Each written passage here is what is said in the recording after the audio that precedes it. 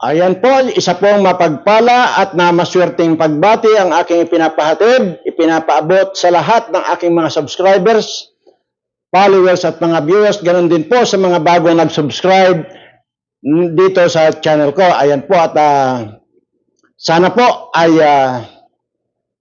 darating na po sa inyo ang swerte sa buhay. Ayan at yun po ang lagi kong ipinagdarasal sa tuwing ako'y haharap sa camera, maging hindi sa camera.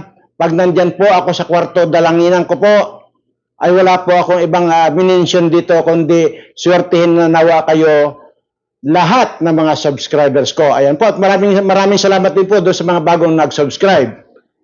At siguro po, bago tayo pupunta doon sa main topic ko ngayon, ay gusto ko lamang pong bigyan ng instruction doon po sa mga nakakakilala kay Maharlika, ay i-inform nyo na po siya at panoorin lang po niya itong aking, itong particular na video ito.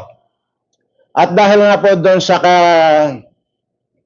sa kanyang live na namimiligro yung buhay niya, ay sa akin naman po kasi, sabi ko nga po, mapag-obserba po ako rito ay kung nasa alanganin na ang buhay, ay siguro naman po hindi na natin dapat ipagdamot kung ano man po yung aking nalalaman.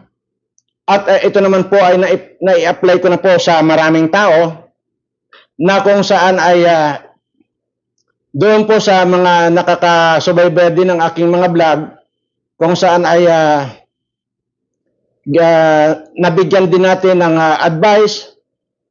Itong nakita ko naman talagang pang-aapi sa kanya kay General Bantag po in particular, at ayan po ay tinuruan ko naman po kung ano yung gagawin niya na para hindi siya makita kahit dadaan-daanan niya yung mga naghahanap sa kanyang otoridad, na kung saan po ay tinutukan po yan ni Remulla na talagang ang dami nilang pinakawalan ng mga agent na maghanap dito kay Bantag, pero hanggang ngayon naman po, awa ng Diyos, ay hindi po siya nakikita, bagamat padaan-daan lang po yan dyan sa harapan nila.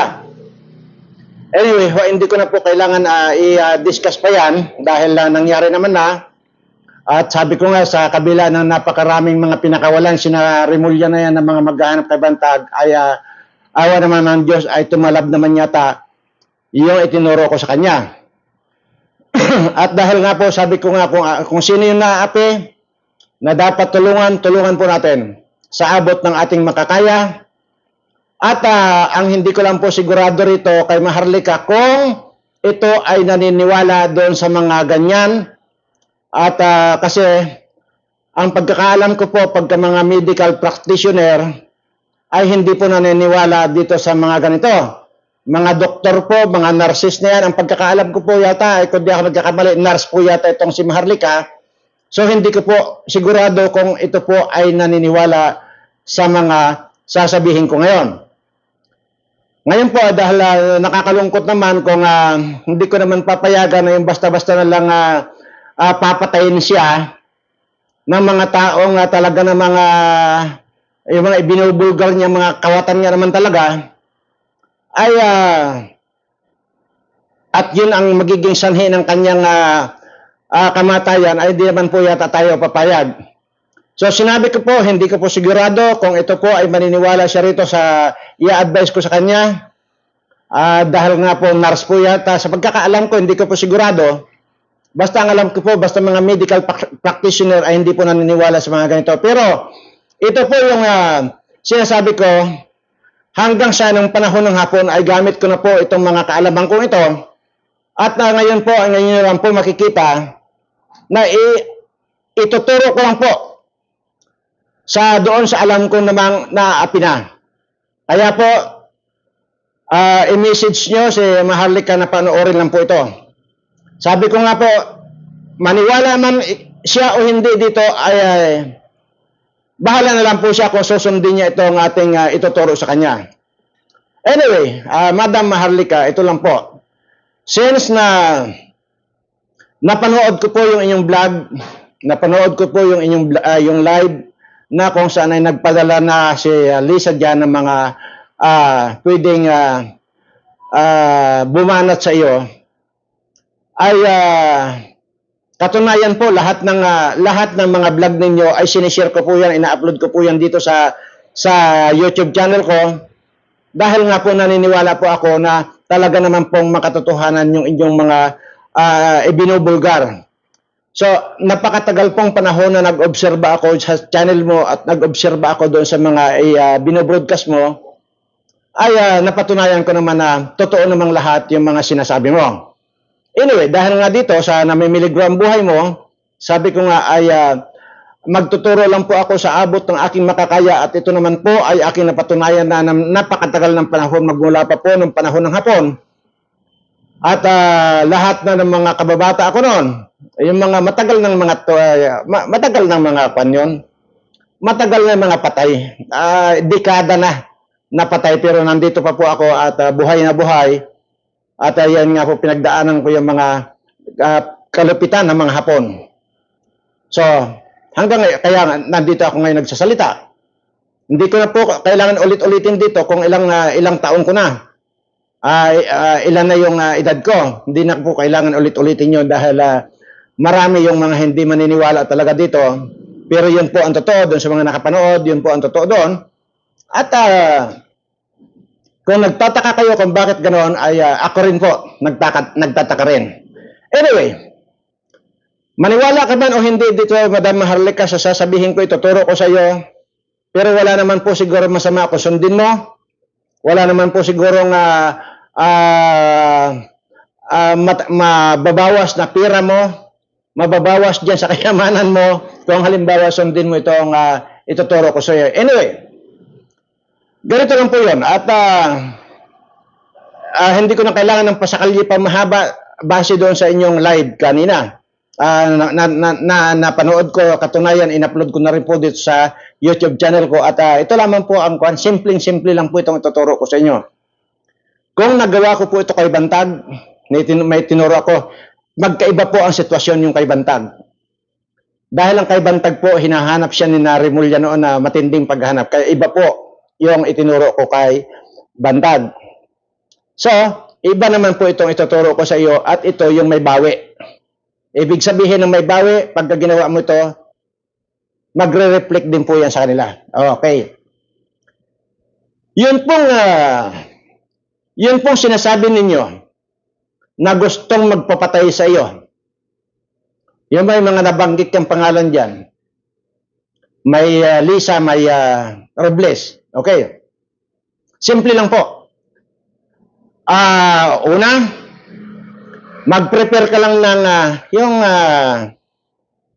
anong tawag doon, parang kaldero, parang kasirola. Kasirola lang na yung medium size lang. Kasirola. Yung hindi mo na po gamit yung luma na.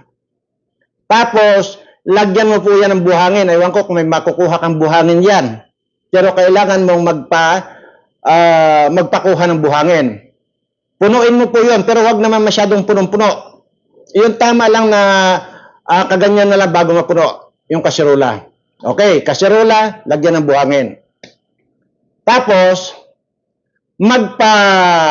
magpa-develop ka ng picture nung magpapatay sa iyo. Ayoko na pong mag-mention dito, pero alam mo naman yon. Dahil na-mention mo naman dyan, at ayoko na ma-mention dito. Kung sino man yon nagpapatay sa iyo at papatay sa iyo, nandiyan naman yan, available naman yung mga picture nila. Magpa-develop ka lang noon, tig-isa. Kung sino man yun, basta lahat na yan sila, ipa-develop mo ang picture nila. After makapagpa-develop ka ng mga picture nila, kumuha ka ngayon ng 3 karayom. 3 karayom. Tusukin mo dito sa sentido. Okay? Sa picture picture, sentido, kanan, ang tusukin mo. Tapos, tusukin mo dito sa puso. Yan, puso. Tapos, tusukin mo dito sa batok. 3 karayom yon. Okay? Siguro, maintindihan mo yan kasi pwede mo namang i-rewind itong video ko kung sakali na hindi mo magets eh. Pagkatapos noon, ganun din. Halimbawa kung ilan yan sila, ganun din. Lahat yan, tusukan mo sa sentido, batok at saka sa puso.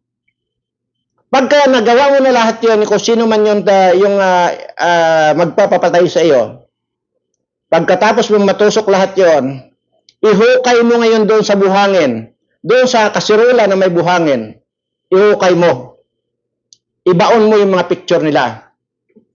Pagkatapos mong baunan ng picture sila, kumuha ka ng isang kandila. Itusok mo sa gitna yung kandila. Sindihan mo yung kandila. Pagkasindi mo ng kandila, ilagay mo doon sa kalan. Sindihan mo doon sa nakahay yung kalan. At lulutuin mo. Tapos yung kandila nakasindi. Pagka namatay na yung kandila, naupos na yung kandila, takpan mo, kunin mo na sa kalan. Okay? Kunin mo na sa kalan yung kasirula na yon. Ilagay mo ngayon doon sa labas ng bahay mo. Ngayon, yung kasunod doon, pagka nagawa mo na yon, dito sa video ito, mag-comment ka kung nagawa mo. Kapag ka nagawa mo yon, mayroon pa akong gagawin dito para i-connect ko ngayon doon sa ginawa mo. Okay? Maliwanag naman po yon. Sige, i-rewind mo na lang po itong video ko para maintindihan mo. Ganun lang po kasimple. At hindi ko na po kailangan i-discuss dito kung ano pa yung gagawin ko para mag-connect dyan sa ginawa mo, kahit nandiyan ka pa sa Amerika. Ganun lang po kasimple. So, ito po ay matindi ito. Kung doon siya itinuro ko kay Bantag, hindi lang siya pwedeng makita. Ay ito, all-in-one na po ito. Dahil pagka ito nagawa mo, antimano magre-reflect yan doon sa kanila. Imagine mo na lang yung sinunog mo, inilagay mo sa kalan, tinakpan mo, may kandila na yon. Imagine mo na lang yan. So, ang comment mo, ang antayin ko dito mismo sa video ito. Mag-comment ka, sabihin mo lang na Mr. Birana, nagawa ko na yung pinapagawa mo. On the spot, may gagawin ako rito para ma-connect doon sa ginawa mo. So, tapos na ang kwento. Wala na tayong kondon. Ngayon, para saan naman yung itinuro ko? Yun lahat ay para sa kabutihan mo. Una, kahit 1 kilometro ang agwat nila, hindi sila pwedeng lumapit sa iyo ng 1 kilometro kahit gustuhin mo nila. Pag lumampas sila ng 1 kilometro, yun na yung wala na. Ibig sabihin, aatras. Plus, mag-iinit na ang mga katawan ng mga yan hanggang sa hindi na nila makayanan, babalik yan dito. Kasi sinabi mo na ipinadala yan dyan sa Amerika nitong si Lisa na ito. Uwi at uwi yan. So, ibig sabihin, yun. Hindi nila maisasagawa yung mga plano nila. Ito naman po ay sinasabi ko, tinuro ko lang po ito, base po doon sa iyong paniniwala. Dahil sinabi ko na po yan, pagka mga medical practitioner, hindi po na sila naniniwala dito sa ganito. Pero, tested ko na po ito. Sabi ko nga, magmula pa po nung panahon ng hapon, ginagawa ko na po ito at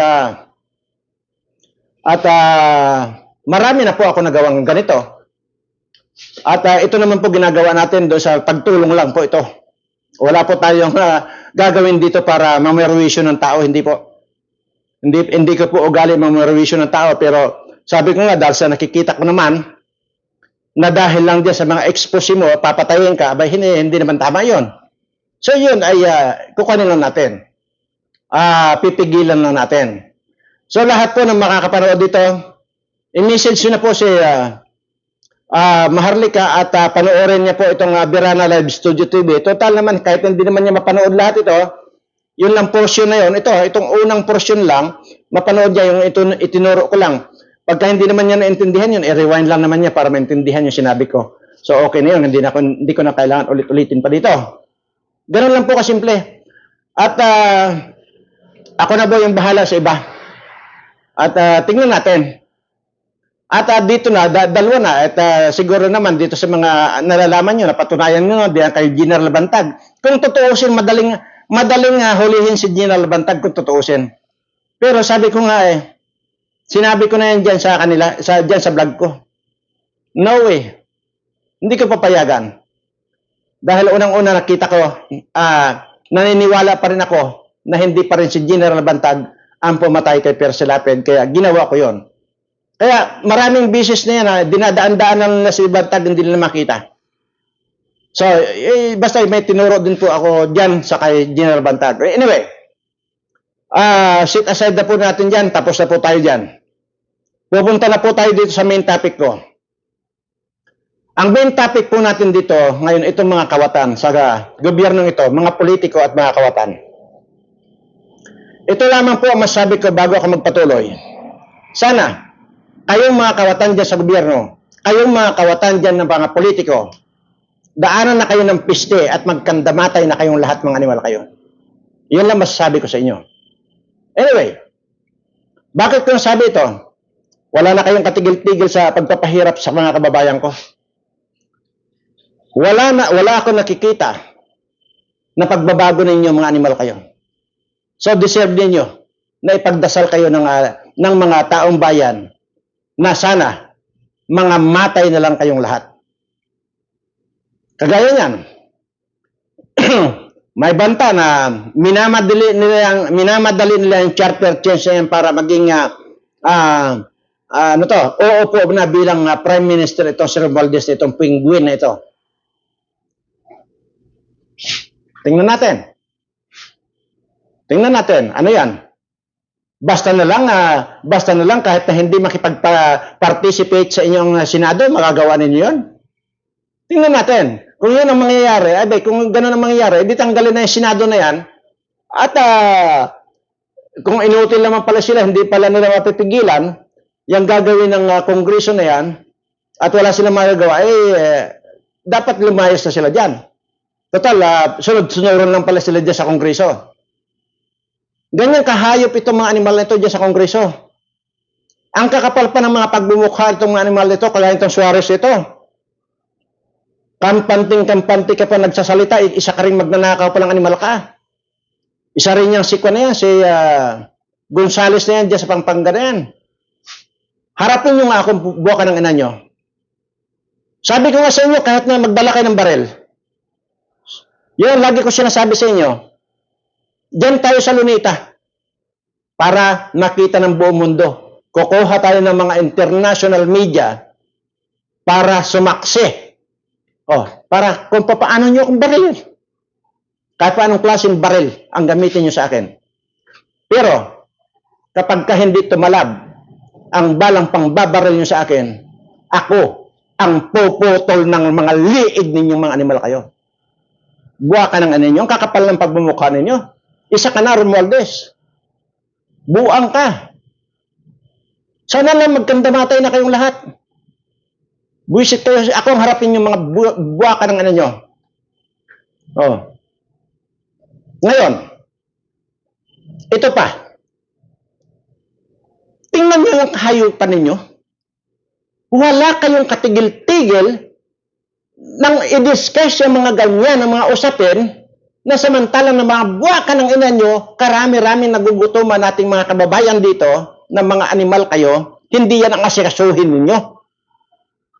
Yan pagpapalit ng provision ng saligang batas natin ang inyong pinagkakaabalahan at gusto agad ninyo ikaw Martin, gusto mo agad maupo sa Prime Minister na buwang ka?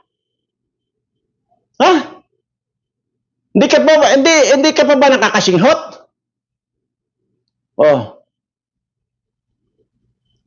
Buisit ka. Buisit kayong lahat yan. Sabi ko, kung may matinooban dyan siguro sa inyo sa Kongreso, siguro, baka isa, dalawa. Lahat na yan. Mga kawatan na yan. Tangnan nyo. Wala na kayong katigil-tigil na pahirapan itong mga kababayan ko. Ang kakapal pa ng pagmumukha mo, no? Sobra. Kung makapal ang balat ng kalabaw, balat ng elepante, mas makapal pa doon ang mga pagmumukha ninyo. Oh. Kagaya nitong ex ko dyan. Chat ng chat sa akin na gusto makipagbalikan sa akin. Dahil ang sinasabi nito, magmula daw nung ibrenik ko siya, hindi na raw maganda ang takbo ng buhay niya.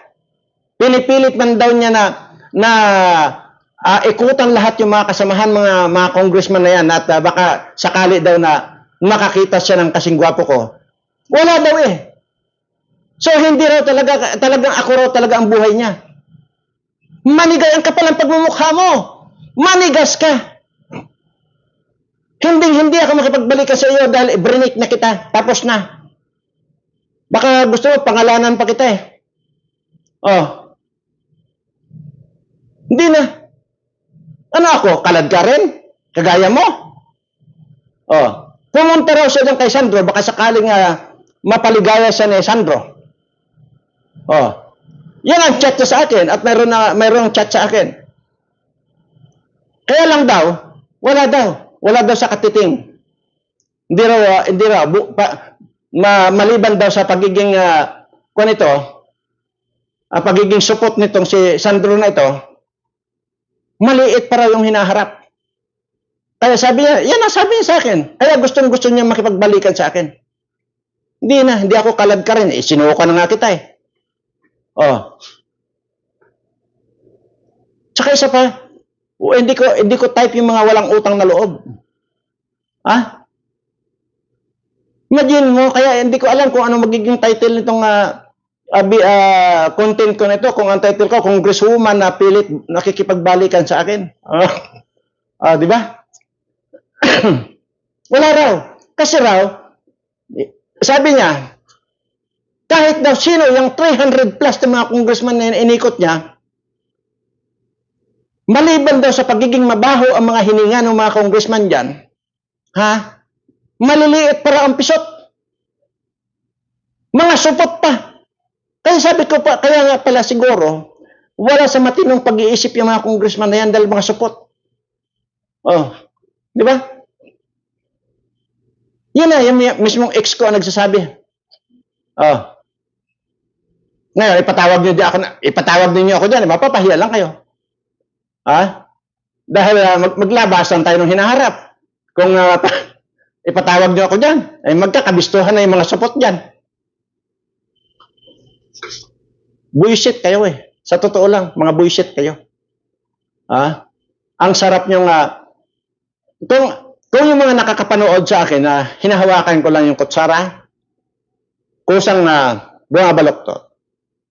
Iyon na yung sinasabi ko, na kapag nahawakan ko lang yung mga ulo ninyo, may pwersa man o wala itong mga kamay ko. Pag nahawakan kita, durog-durog yung ulo mo. Kaya nga gusto ko magkita-kita kami rito eh. Lalo ngayon, inaabangan ko na itong kampanyahan na ito. Sabi ko, hindi na kailangan mag-gawakan ako ng pwersa. Once lang na ilapat ko lang yan sa ulo ninyo, itong kamay ko. Ay kung yung kutsara nga eh, hinahawakan ko lang ng kasimple-simpleng hawak na walang pwersa. Kusang bunga baloktot. Ay ano pa kaya yung ulo mo, adi magkadurog-durog yan, yan ang gagawin ko sa inyo. Pag nangampanya kayo rito, tapos ang maririnig ko sa inyo, iboto nyo ako! Kapag nanalo na ako at nakaupo na sa pwesto, hindi ko na kayo kilala.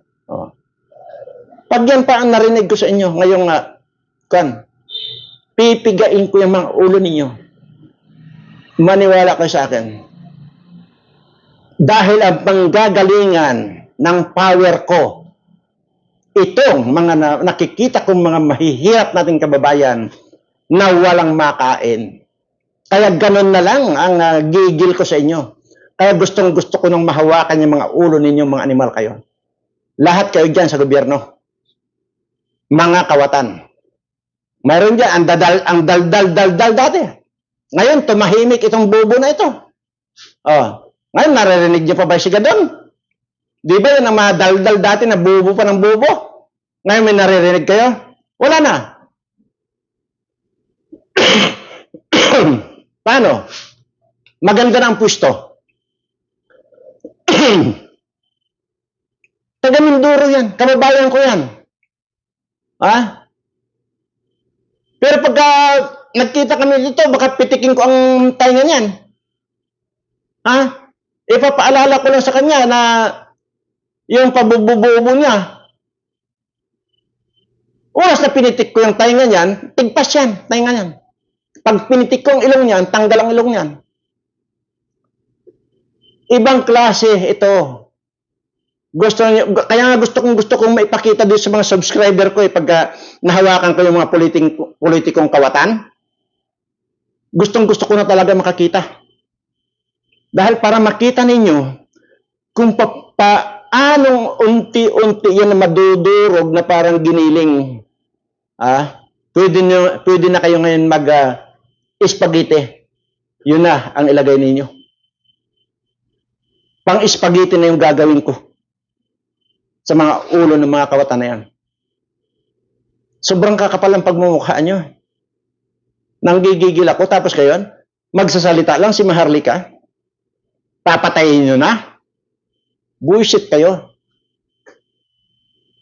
Nagsalita lang yung angkor ng SMNI, pinasara nyo.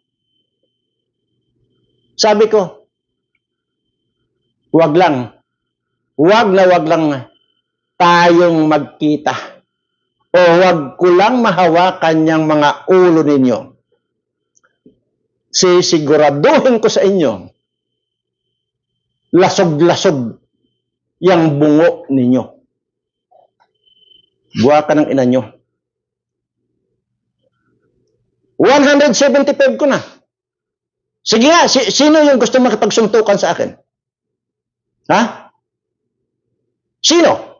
Sa inyo, gustong-gusto ko yung mga kawatan kalaban eh. Imagine, nakakuna kayo, nakabintahin na kayo. 175 years old ko na.